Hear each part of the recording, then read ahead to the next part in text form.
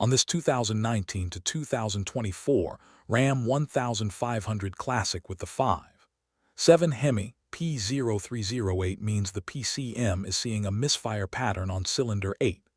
The customer may describe a rough idle, a shake under load, reduced power, or a flashing MIL when the misfire is severe. Broadly, this can come from ignition, fuel delivery, air leaks, engine mechanical condition, carbon buildup, VCT operation, wiring, or the PCM, so stay disciplined and prove the fault instead of guessing. The PCM is watching crankshaft speed changes to identify the misfiring cylinder, and the monitor only runs when its operating gates are met. Treat those gates as enable conditions on the screen, not as the repair path. Start with the basic system checks. Turn the ignition on, pull and record all codes and captured operating data, then operate the truck under the same captured conditions. During the drive, note when cylinder 8 starts counting misfires. Watch the downstream O2 sensors while the misfire is happening, and use the misfire monitor to confirm cylinder 8 is the cylinder with excessive counts right now. If the misfire is not active, treat it as intermittent. Also remember that low downstream O2 voltage during the event points you toward a lean or low fuel condition, while high voltage points toward excess fuel, a lack of spark, or a leaking injector.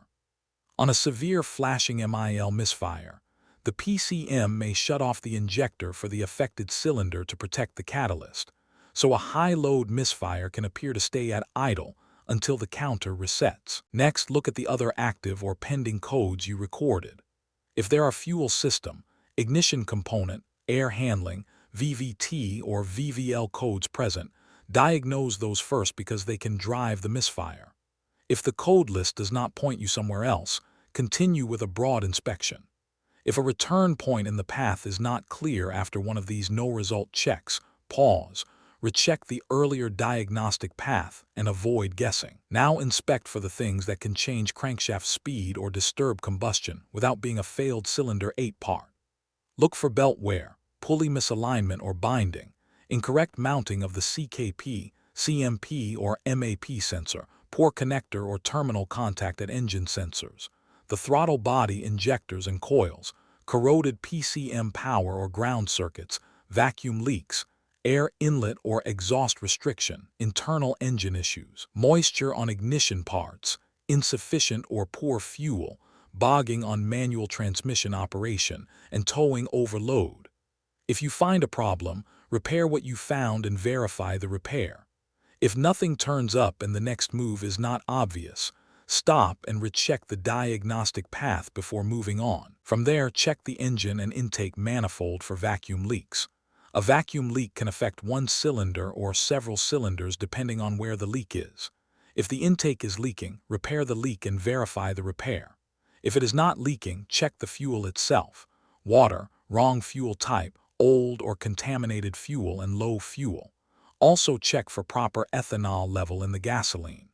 If the fuel is the problem, replace the fuel and if needed, flush and clean the fuel system, then verify the repair. Next is the cylinder 8 injector check. The fuel system is under constant pressure, even with the engine off, so release fuel pressure before testing or servicing any hose, fitting, or line. Install fuel pressure decay tester 8978A at the fuel rail. Key on and let pressure reach maximum and stabilize. Cycling the ignition off and on a couple of times may be needed. Record that as starting pressure. Command the cylinder 8 injector with the scan tool while watching the gauge, then record the ending pressure.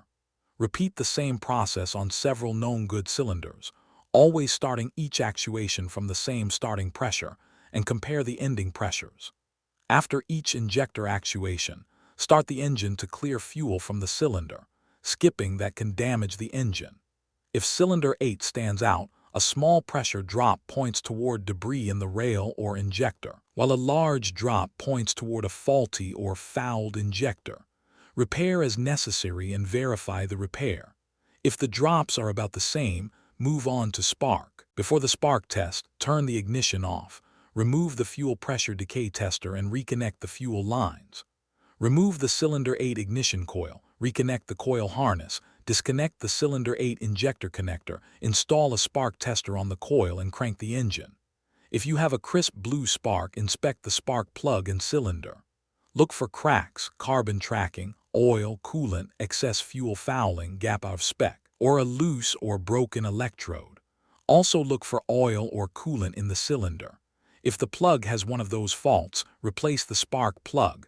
If oil or coolant is present, diagnose and repair that cause, then verify the repair. If the plug and cylinder look clean, run a compression test on all cylinders and compare cylinder 8 to known good cylinders. If compression is not within specification, use a cylinder leak down test to separate valvetrain from combustion chamber problems. Repair as necessary, and verify the repair. If compression is within specification, swap the cylinder 8 spark plug with a known good cylinder that is not misfiring, or replace the plug if access makes swapping difficult. Start the engine and watch the misfire monitor. If the misfire follows the plug, replace the plug.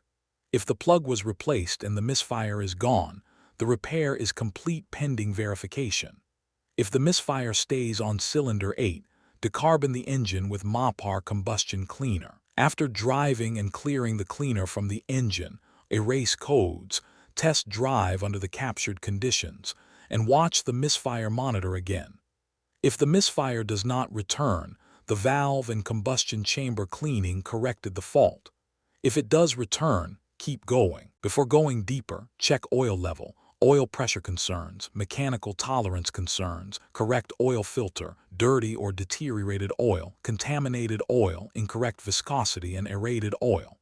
Missing one of these can lead to a bad diagnosis. If you find an oiling or mechanical condition, repair it and verify the repair. If not, check VCT solenoid operation. Reconnect the PCM-C2 connector, key on, and measure the VCT solenoid control circuit at the solenoid connector. This is a 12-0-volt PWM circuit, and the voltage should be present and roughly match the selected percentage.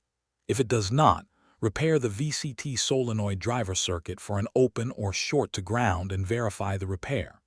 If the VCT control checks out, visually inspect the camshaft lobes, rocker arms, and springs for excessive wear or broken parts. A worn lobe, rocker, or spring may not always show up on compression, so do not skip the visual check.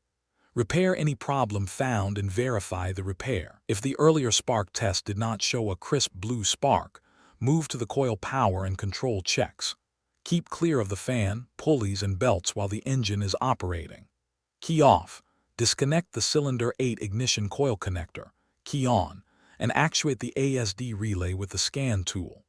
Using a 12-volt test light connected to ground, probe the ASD relay F343 output circuit at the ignition coil connector. If the light does not illuminate brightly, stop all scan tool actuations.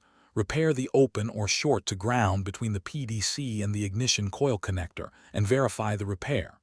If it does illuminate brightly, check the coil control circuit with a 12-volt test light connected to a 12-volt source, back probed at the coil connector. Crank the engine for 5 seconds. If the light blinks brightly, replace the ignition coil and verify the repair. If the light stays on constantly, check the coil control circuit for a short to ground. If it stays off constantly, check the coil control circuit for an open. For the short to ground check, key off. Disconnect the PCM-C2 connector and use the GPEC Diagnostic adapter 10436 on the engine harness side. Do not probe the PCM harness connectors. That can damage the terminals and create a poor terminal-to-pin connection. Check continuity between ground and the coil control circuit at the ignition coil connector. If continuity is present, repair the coil control circuit for a short to ground and verify the repair. If continuity is not present, continue to the final connection checks.